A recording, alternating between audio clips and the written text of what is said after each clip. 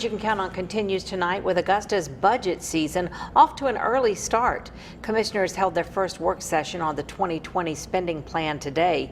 But as News Channel 6's George Eskola explains, this first meeting was unusual because city leaders were not exactly sure what they were talking about.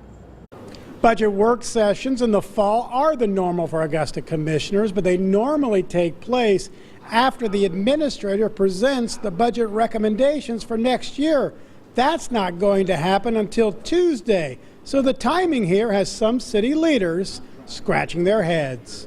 Interim Administrator Jarvis Sims saying he wanted to hear from commissioners before they hear from him on the 2020 city budget. You know, we don't have the actual budget in front of us, so we need to see where the money is allocated and really have those discussions about prioritizing different areas. The administrator telling commissioners there will be more money to spend next year, revenue up by $5.5 million, and saying he wants next year's budget to reflect what commissioners want based on surveys they took in the spring that listed health and safety, transit, and economic development as the top 3 priorities. This was okay. I agree with the survey they did to prioritize some things, but I didn't exactly agree with the method that was done today.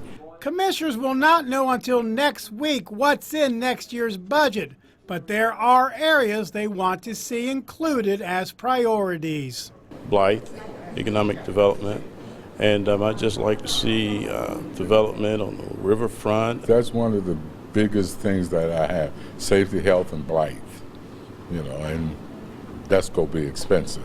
I'm not looking to add a lot to the budget. I'm looking to stabilize the budget by cutting it in some areas, adding to in other areas. The budget battles will begin in earnest Tuesday. That's when the commission will hear the administrator's recommendations for the 2020 $168 million spending plan. As for this work session, Commissioner John Clark calling it a waste of time. In Augusta, George Eskola, WJBF News Channel 6.